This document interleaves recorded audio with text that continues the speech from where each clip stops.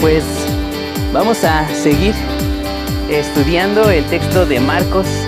Nos quedamos en el capítulo 3, vamos a iniciarlo y en esta mañana vamos a concentrarnos en los versículos 1 al 6.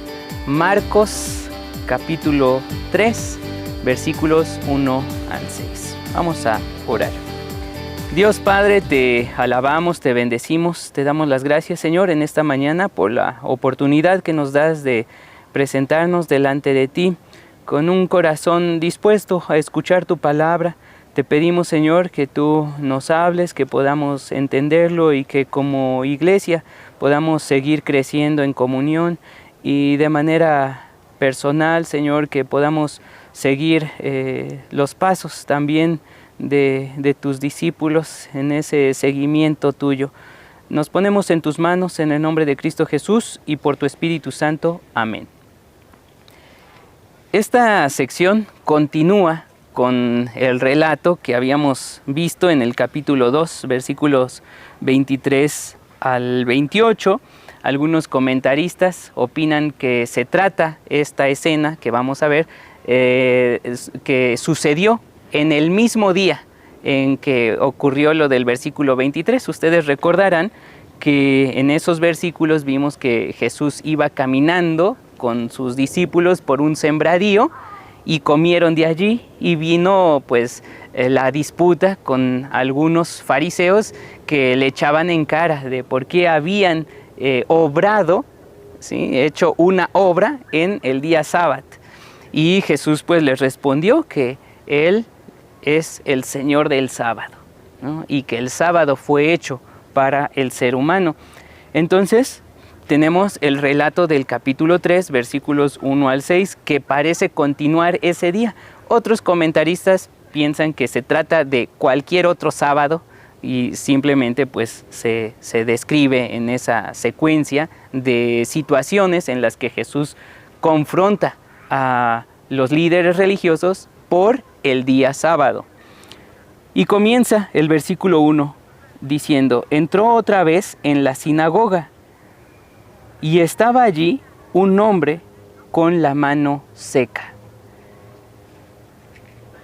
Como vemos, otra vez el escenario es en sinagoga, un centro cultural que ya habíamos visto, se había pues consolidado como el centro de culto después del exilio, después de la diáspora, ya sin templo. Allí se congregaron aún en cualquier lugar donde se encontraran, había una sinagoga. Entonces la sinagoga se había convertido en un centro de estudio, un centro de adoración, de alabanza, y allí llegaba Jesús a enseñar. La parte anterior, en el capítulo 1, donde se mencionó la sinagoga, tuvimos el encuentro de Jesús con una persona que estaba allí adentro, que era parte de la comunidad y que estaba demonizado. Y nadie se había dado cuenta, nadie había echado fuera al demonio, y él se congregaba allí feliz, escuchando las predicaciones, los sermones, las enseñanzas de los rabinos allí sin ningún problema. Pero cuando entró Jesús, de manera inmediata respondió, ¿no?, aterrado por la presencia de Jesús, por la enseñanza con autoridad de Jesús, y Jesús liberó, ¿sí?, liberó a esta persona de ese demonio que le atormentaba. Entonces vemos aquí otra vez a Jesús yendo a la sinagoga. Y nos dice que había allí un hombre que tenía la mano seca. Ahí la manera en la que está expresado en el texto griego pareciera indicar que no se trataba de una enfermedad congénita, es decir, que haya nacido con su manita sin fuerza, sin poderla mover, paralizada. No, sino que ya sea por alguna enfermedad posteriormente o incluso algún accidente, había quedado este hombre con su mano paralizada. Y es importante resaltar también esta cuestión porque en aquella época, hoy tenemos muchos trabajos que quizá no requieren esfuerzo físico, ¿no? Quizá no requieren tener movilidad, y uno puede ejercer su trabajo sin mayor problema, pero en aquella época los hombres dependían de sus manos, dependían del trabajo de sus manos, ya sea que fueran pescadores, que fueran carpinteros, que fueran sembradores, pastores, dependían mucho de sus manos, de su fuerza que tuvieran. Y este hombre pues había pasado un tiempo considerable ya así con su mano, se le describe aquí como seca. El término que se utiliza ahí es como marchita, y lo que quiere mostrar simplemente esa imagen es que estaba paralizada esa parte de su cuerpo. Pero en el versículo 2 nuevamente se nos dice: y lo vigilaban a él si acaso en sábado sanaría a esta persona, ¿no? Vigilaban a Jesús para ver si en el sábado lo iba a sanar. Y dice, para presentar cargos contra él, para presentar cargos en contra de Jesús o para acusarle. Y aquí tenemos a estos fariseos que siguen a Jesús. Los fariseos siguen a Jesús, y esto es también algo bastante común, ¿no? Gente que te sigue para ver qué haces, qué no dices. Hoy se siente mucho eso en redes sociales. Los fariseos actuales están en redes sociales. Son los fariseos que están allí al pendiente a ver qué publicas, qué no publicas, qué dices, qué no dices, cómo lo dices. Celosos de la sana doctrina, ¿no? Entre comillas. Y estos fariseos actuales llegan a utilizar también el título de apologistas, ¿no? Y estos fariseos en el tiempo de Jesús estaban allí siguiéndolo. No iban a aprender, no iban a escuchar su enseñanza para poder entender mejor la Escritura, para conocer mejor a Dios. No, iban para vigilarlo. Imaginen esa escena, ¿no? Jesús sabe que están allí, sabe por qué están allí. Y estos están allí una y otra vez, siguiéndolo de aquí para allá, para ver qué hace Jesús. Y en esta ocasión sucede que se trata del día sábado, el día de reposo, el día sagrado para el pueblo judío que había sido instituido por Dios. Ese día era para reflexionar, para descansar del trabajo, pero para también adorar al Señor, para alabarle. Sin embargo, con la práctica farisaica se había convertido en un momento, en un día de carga, en un día de tener que cumplir cada una de las leyes, de las reglamentaciones que se habían ido sumando poco a poco por tradición. Y los fariseos eran muy buenos en eso. ¿Cuántos pasos diste? Cuidado, porque si das uno más, entonces habrás infraccionado, habrás transgredido, es la palabra, habrás transgredido el sábado, ¿no? ¿Cómo te lavaste las manos? ¿Cuántas veces? De hecho, hay un registro sobre personas que si llegaban a fracturarse, si llegaban a dislocarse algún hueso, no se les podía reacomodar en sábado, porque hacerlo era hacer una obra, y entonces hacer una obra era transgredir el sábado. No se podía verter agua sobre el miembro fracturado, y la persona tenía que lavarse normalmente. Entonces, imaginen si un niño, no sé, se caía, corría, se fracturaba, ni modo, tenía que lavarse normal, porque si se le atendía, se le reacomodaba el hueso en sábado, era hacer una obra y por lo tanto se transgredía el día sábado. Reglas de ese tipo eran impuestas en el día de descanso, en el día sagrado que Dios había establecido para que el ser humano gozara, para que el ser humano disfrutara de su presencia, disfrutara de la vida, disfrutara del fruto del trabajo. Pero se habían estado imponiendo cargas como esta. Por eso los fariseos estaban viendo a ver qué hace Jesús, a ver si lo sana, entonces habrá infraccionado el sábado, ¿sí? Lo habrá transgredido y por lo tanto se hará acreedor a sanción, a una disciplina pública. Eso era lo que ellos querían ver. Por eso estaban esperando a ver si lo sana, no para ver un milagro, no para ver a aquel miembro de la comunidad con su salud mejorada, no, querían ver si Jesús obraba en él para acusarle de transgredir el sábado. Y el término que se ocupa ahí para acusarle, como les digo, también se puede traducir como presentar cargos. Tiene un carácter jurídico, algo legal. Y Jesús le dijo al hombre que tenía la mano seca, levántate y ponte en medio. Y les dijo a ellos, ¿es lícito en el día sábado hacer el bien o hacer el mal? ¿Salvar la vida o destruirla? Y dice, y ellos callaban. ¡Qué tensión!, ¿no? Es una escena bastante tensa. Porque Jesús ha visto que allí en esa comunidad hay un hombre que necesita salud. Hay un hombre que necesita sanidad. Una persona que ha sufrido bastante, ya sea por el accidente, por la enfermedad y por las consecuencias de ello.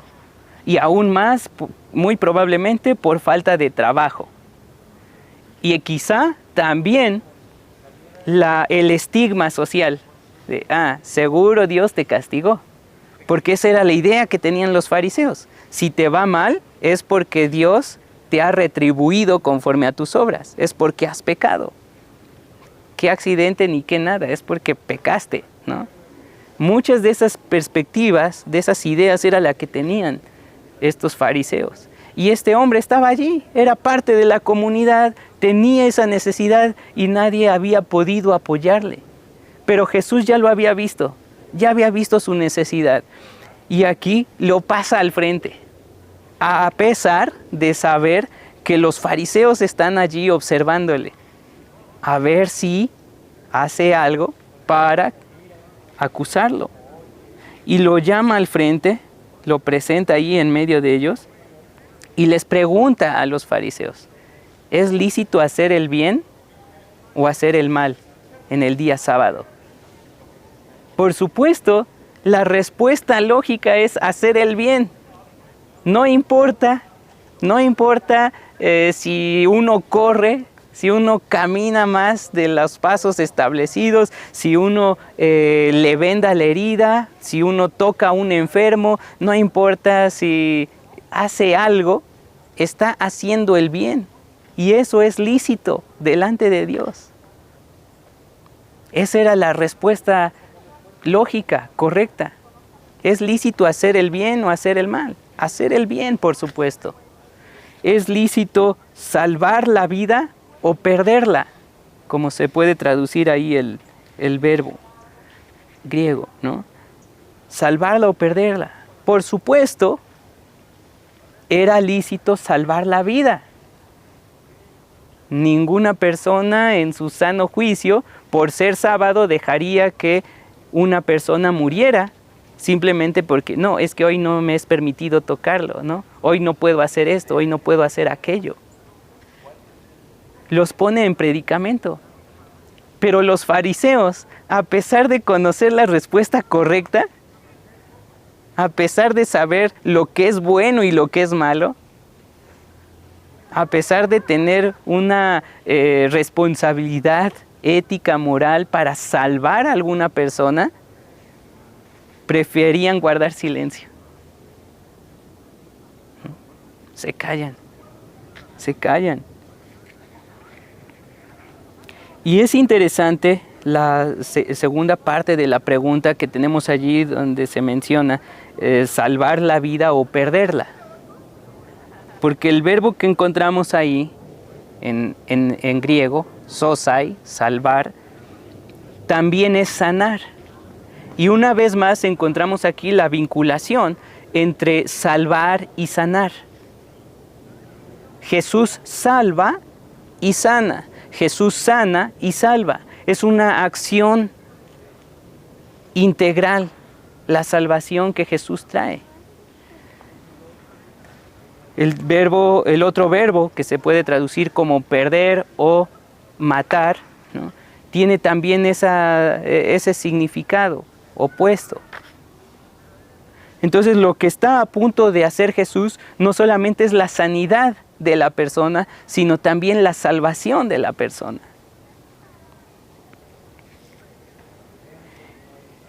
Y mirando, dice allí, mirando a ellos con ira, sintió compasión por la obstinación de su corazón.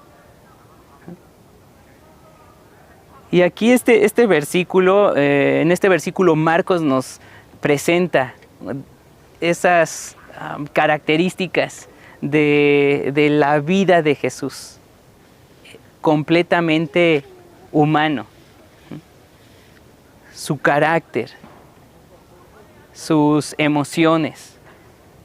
Ante esta situación, los fariseos vigilándolo, viendo a ver qué hace, qué no hace, qué dice, qué no dice, sin tener misericordia ni compasión de la persona que está enferma, guardando silencio ante la pregunta de Jesús.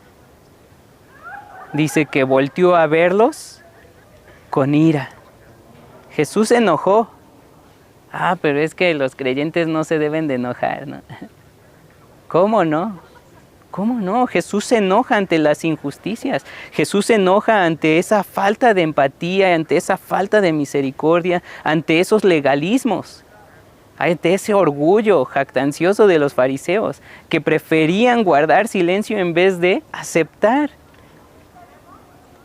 la realidad, la verdad, de hacer el bien. Jesús se enoja. Y el verbo que se traduce allí como volteó su mirada o los vio alrededor es precisamente que fue posando su mirada sobre cada uno, ¿no? Y viendo, entrando en contacto visual o tratando de hacerlo, ¿no? Quizá los fariseos allí, cuando Jesús los volteaba a verlo, luego bajaban la mirada, volteaban para otro lado, ¿no?, evitando el contacto visual. Pero lo que nos dice aquí Marcos es que Jesús los vio con ira, con enojo. Pero al mismo tiempo nos muestra la tristeza de Jesús. Sintió compasión por la obstinación de su corazón.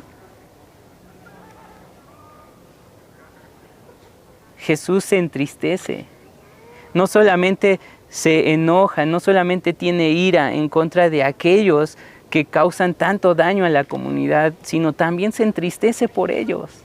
Y ahí vemos también su misericordia, porque ciertamente es fácil enojarse con los fariseos, ¿no?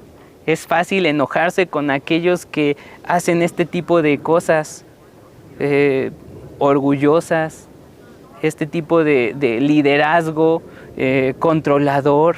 Es fácil enojarse. Pero Jesús, además de ello, que por cierto el verbo que se utiliza allí está en auristo, ¿no?, se enojó, y después su misericordia o su sentir compasión está en tiempo presente, en un participio presente, ¿no? Es como más extensiva la acción. Su misericordia, ¿no?, su sentir compasión o tristeza, como se traduce en otras versiones. por esta actitud profunda del corazón de ellos, esta obstinación que también se traduce como endurecimiento.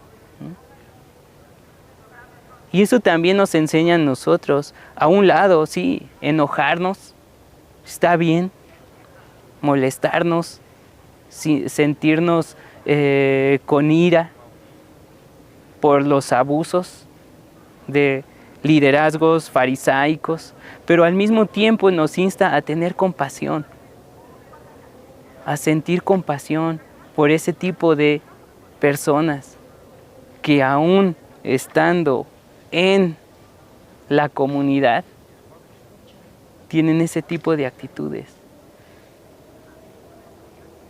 Y le dijo al hombre, extiende tu mano. Y extendió su mano y fue restaurada. Recordemos que la persona estaba ahí todavía en medio, ¿no? Paradita y esperando, oh, ya estoy aquí. Y Jesús le dice, extiende tu mano. Y vemos la respuesta inmediata. No hay palabras, ¿no? Esto es algo también interesante aquí de esta persona que tiene esta dolencia. Él nunca habla, ¿no? Pero actúa, reacciona, responde a la palabra de Jesús. Y con ello demuestra su fe. Extiende tu mano, y extendió su mano. ¿Sí? A veces la respuesta en fe a la palabra de Jesús no requiere palabras, requiere acciones. Y este hombre demuestra su fe simplemente al responder al llamado de Jesús, a la palabra de Jesús. Y recibe en ese momento ese milagro, esa mano que estaba paralizada. Me imagino la escena, ¿sí? Y empieza a recobrar su movilidad, sus articulaciones se empiezan a restaurar. Puede mover los dedos, puede mover las muñecas, ¿no? La mano completa. Siente la fuerza nuevamente recorriendo ese miembro que hace mucho tiempo no lo podía mover. En ese momento, por su respuesta en fe, sin necesidad de palabras, simplemente obedeció a la palabra de Jesús. Y con ello, no solamente Jesús restaura la salud de la persona, sino también restaura el significado del Sabbat y de la sinagoga. Porque el día sábado era precisamente el día de comunión, el día de descanso, el día de salud delante de Dios. Y es en la sinagoga donde se va a escuchar la enseñanza, la palabra, a encontrarse en oración delante de Dios, el lugar donde debiera de haber ese tipo de acciones de servicio a las personas. Le da el sentido debido tanto al día sábado como al lugar de reunión, al lugar de culto. Y el versículo 6 cierra con esta acción de parte de los fariseos. Dice que salieron inmediatamente con los herodianos, teniendo una asamblea contra Jesús para determinar cómo lo matarían. A ellos la mirada de Jesús, su falta de respuesta, la acción de Jesús los había dejado callados. Y es que no habían encontrado nada de qué acusarle. ¿Por qué? Porque si vemos en el relato, Jesús no hizo nada. Podemos imaginar que Jesús todo el tiempo estuvo ahí sentado nada más, ¿no? Simplemente levántate, pasa aquí en medio, los cuestiona, extiende tu mano y en ese momento se efectúa el milagro, se efectúa la sanidad. Jesús estuvo allí todo el tiempo sentado, ¿no? No se paró, no le acomodó el brazo, no hizo ninguna obra, que era de lo que querían acusarle. Ha hecho una obra en día sábado, por lo tanto lo podemos acusar. Pero vemos que Jesús no necesita hacer obras, ¿no? Sana por su palabra. No tenía nada de qué acusarle. Y por eso dice Marcos, salieron inmediatamente, ¿no? Les urgía planear otra manera para poder acusar a Jesús. Pero aquí es impresionante ver la actitud de los fariseos. Porque lo que buscan ellos es establecer un contacto con los herodianos. Por un lado, los fariseos eran una secta religiosa, tenían un poder religioso. Por otro, los herodianos, que pertenecían o eran partidarios de la familia de Herodes, el gobernante que estaba en ese momento sirviendo al Imperio Romano, tenían poder político. Y entonces encontramos aquí en el Evangelio de Marcos ya la vinculación entre poder religioso y poder político que buscan destruir a Jesús. Ese último término que buscaban cómo matarle se puede traducir también como destruirle. Y aquí encontramos una oposición total al significado del Shabbat por lo que según ellos peleaban, ¿no? En otras palabras, están respondiendo con estas acciones a lo que ellos pensaban que era lícito. Jesús les había preguntado, ¿es lícito hacer el bien o hacer el mal? Jesús hace el bien y ellos van y tienen un encuentro con los herodianos, con los que no se llevaban bien, para buscar cómo matar a Jesús. ¿Es lícito salvar o perder o destruir la vida? Jesús salva y sana a este hombre que había estado enfermo. Y ellos lo que hacen es planear cómo asesinar a Jesús. Para ellos eso sí se puede hacer en Shabbat. Y esa es la lógica de los fariseos. En este relato nuevamente vemos esta confrontación de Jesús y los líderes religiosos en torno al sábado y en la sinagoga. Día sagrado y lugar sagrado. Todo ello era signo representativo del culto judío.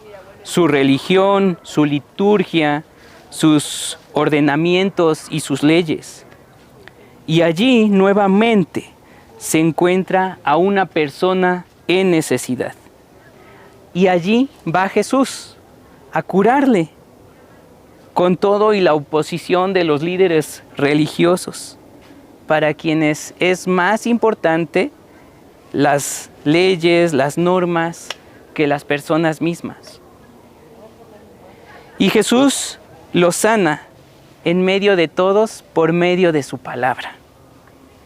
Con ello demuestra nuevamente que Él es Señor del Shabbat y que el Shabbat, o sábado, es para el ser humano. Demuestra así cómo se debe de servir.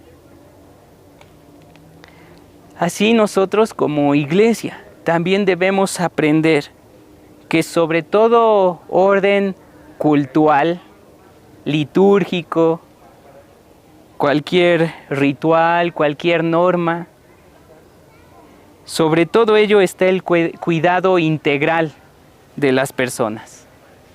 El amor se halla sobre todo sistema ritual. Con eso en mente, podemos preguntarnos también, ¿a qué asistimos a las reuniones con los creyentes? ¿Cumplir normas? O también, para quienes siguen las transmisiones en Facebook, ¿no?, a vigilar qué dice, qué no dice, o realmente aprender a tener comunión los unos con los otros, a servir a los demás. los discípulos vamos aprendiendo que el amor, el servicio, el cuidado a los otros debe superar cualquier norma eclesial. Oremos. Dios Padre, te alabamos, te bendecimos, Señor, te damos las gracias porque tú nos confrontas, tú nos muestras, Señor, esta realidad de lo que es el seguimiento tuyo. Señor, te pedimos que como pequeña comunidad podamos seguir aprendiendo a tener siempre presente lo que es más importante delante de ti. No las normas, no las reglas, no el orden de culto, no la liturgia, no la manera de hacer las cosas, sino las personas. Señor, y te agradecemos porque tú nos vas mostrando ese amor, ese cuidado que tú manifestaste a aquellos a tu alrededor. Que nosotros también como congregación podamos siempre tener en primer lugar las necesidades de las personas. Que podamos cuidarnos los unos a los otros y que podamos servirnos así como tú lo hiciste. Señor, no permitas que tengamos actitudes farisaicas. Nos ponemos en tus manos, en el nombre de Cristo Jesús y por tu Espíritu Santo. Amén.